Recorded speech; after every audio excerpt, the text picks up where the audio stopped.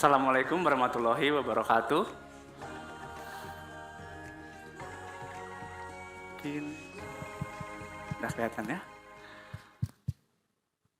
Teman, apa yang kamu pikirkan ketika kamu melihat atau bertemu dengan pohon yang ada di depan kalian ini? Mungkin sebagian dari kita berpikir kalau pohon ini sudah mati. Atau mungkin juga sebagian dari kita berpikir pohon ini masih hidup kok, namun hanya kekeringan saja. Ya, dua-duanya bisa betul. Karena kita sebagai manusia hanya bisa melihat dan menerima yang ditampakkan saja. Sebut saja ini rian. Rian berasal dari durian yang saya temui ketika saya mengunjungi lahan durian yang ada di Kalimantan Selatan. Rian gak sendirian. Rian bersama teman-temannya ditanam di lahan seluas 25 hektar bekas tambang batu bara.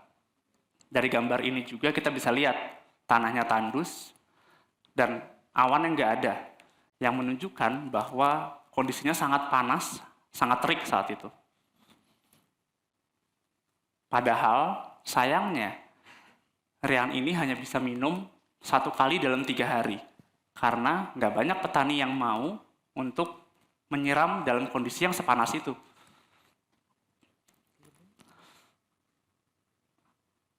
Oleh karena itu kami di sana hadir Biops Agrotechno untuk membantu para petani mempermudah memenuhi kebutuhan tanamannya dengan menginstalasi irigasi otomatis. Kembali ke rian. Rian itu di sini kita lihat bahwa daunnya berwarna kuning, batangnya udah mulai layu. Dan itu adalah tanda-tanda visual yang bisa kita rasakan. Namun sesungguhnya tanaman juga bisa berkomunikasi dengan cara yang lain. Cara-cara yang mungkin sebelumnya kita belum bisa dengar. Dan saya berkesempatan waktu itu untuk studi di Jepang, mempelajari ilmu yang bisa menerjemahkan bahasa-bahasa tersebut, sinyal-sinyal kimiawi, menjadi bahasa yang bisa kita mengerti.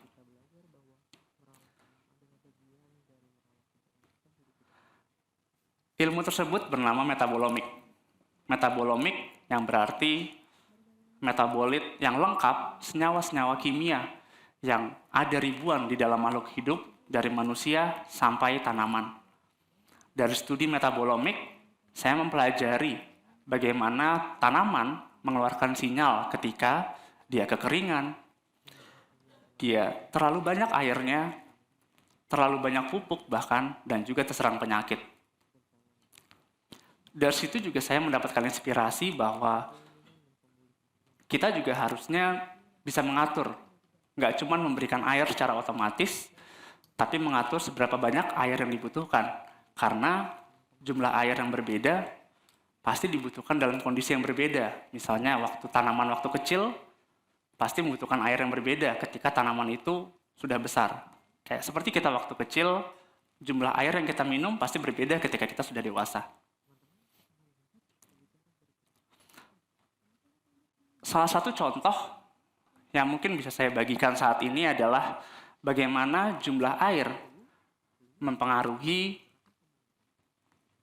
tanaman buah yang ada di depan kita ini. Mungkin kita orang Bandung khususnya banyak yang suka sama lalapan. Siapa di sini yang suka lalapan mungkin boleh angkat tangan. Oke, banyak ya. Sehat-sehat berarti alhamdulillah. Dari sini kalau saya sendiri paling suka tomat. Tomat yang buahnya crunchy, seger, juicy, manis, asam. Buat saya rasanya sangat menarik. Penelitian yang ada di Jepang waktu itu menunjukkan bahwa tanaman tomat yang diberikan air lebih sedikit, 50% yang WS, itu ternyata buahnya lebih kecil dan bahkan rasanya lebih asam. Salah satu hipotesanya karena tanaman tomat butuh bertahan hidup saat itu, sehingga energi yang dikeluarkan untuk memperbesar buahnya dikurangi. Dan ternyata ketika tomat diberikan air yang memenuhi kebutuhan hariannya, mungkin bisa di next slide, dia memberikan sinyal-sinyal yang lebih lengkap, lebih penuh, dengan gizi yang lebih banyak. Karena dia pematangan buahnya lebih sempurna dan rasa buah yang lebih manis. Jika kita bandingkan ke warna bulatan merah yang hanya 4 atau 5 lebih sedikit dibandingkan yang 100% terpenuhi kebutuhan airnya. Selain studi tentang air, saat saya studi di Jepang, saya juga berkesempatan belajar mengenai salah satu buah tropis yang saya suka, nanas. Warnanya kuningnya sangat menggugah selera, kita tahu. Rasanya asam dan manisnya seger banget. Dan nanas ini yang menemani saya sampai saya lulus waktu saya di Jepang. Namun, kamu tahu nggak kalau nanas di Jepang itu warnanya nggak kuning kayak yang kita biasa temuin di Indonesia. Nanas di Jepang itu berwarna hijau, seperti yang ada di sebelah kiri. Coba kita bayangkan rasanya nanas hijau itu kayak gimana sih? Saat saya cicip nanas di Jepang yang warna hijau, rasanya itu asam, kecut. Kayak menurut saya kasihan orang Jepang tidak bisa merasakan nikmatnya nanas Indonesia saat itu. Dan ternyata perbedaan nanas hijau dan kuning ini karena proses pematangan buah nanasnya. Bagaimana buahnya semakin matang. Beda seperti pisang dan juga pepaya. Contohnya, kalau pisang kita panen dalam warna hijau, dia makin lama berubah jadi kuning dan bisa jadi coklat dan jadi busuk. Pepaya pun dari yang hijau bisa jadi merah. Tapi nanas, kalau dipanen hijau, akan terus hijau. Sedangkan yang kuning, ya tetap kuning. Dan dari situ juga akhirnya saya bertanya, kenapa kalau gitu yang dikirim bukan yang nanas kuning ke Jepang? Toh rasanya lebih enak. Namun ternyata sayangnya, nanas yang kuning itu lebih cepat busuk dibandingkan nanas yang hijau. Akhirnya selama studi 5 tahun itu saya mencari tahu gimana caranya kita bisa membuat nanas ini lebih awet. Dan saya menemukan ada 2 sinyal molekul yang berpengaruh, yang mengatur bagaimana agar nanas ini bisa lebih awet ke depannya. Yang pertama adalah inositol.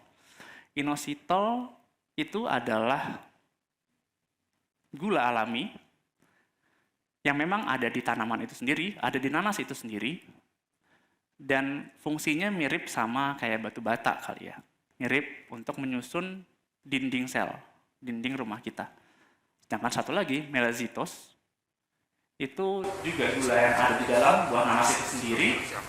Mereka bekerja untuk menjadi cat, kalau bisa kita ibaratkan, untuk menjadi antioksidan bagi buah itu. Sehingga ketika kita tambahkan melazitos dan inositol ke buah nanas, mereka berpotensi untuk memperpanjang masa simpan buah nanas itu sendiri. Jadi dari situ saya merasa kagum.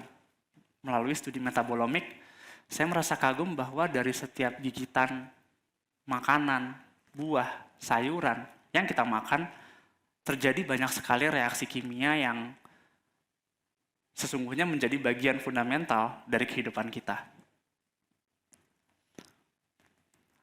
Sehingga kita sebagai manusia diberikan kemampuan untuk menjadi khalifah pastinya. Dan mungkin kita sebagai manusia biasanya ingin memiliki kehendak untuk menguasai alam. Namun sebenarnya bisa jadi manusia itu harus lebih banyak mendengarkan apa yang alam sampaikan ke kita. Melalui studi metabolomik, saya sadar bahwa lingkungan kita itu pun berbicara kepada kita. Ketika kita mau mendengarkan, ketika kita mau lebih memahami apa yang terjadi di sekitar kita, apa yang terjadi dengan alam kita bisa menemukan cara baru, cara yang lebih bijak untuk menyiram, untuk memenuhi, dan untuk melestarikan alam di sekitar kita. Terima kasih atas perhatiannya. Wassalamualaikum warahmatullahi wabarakatuh.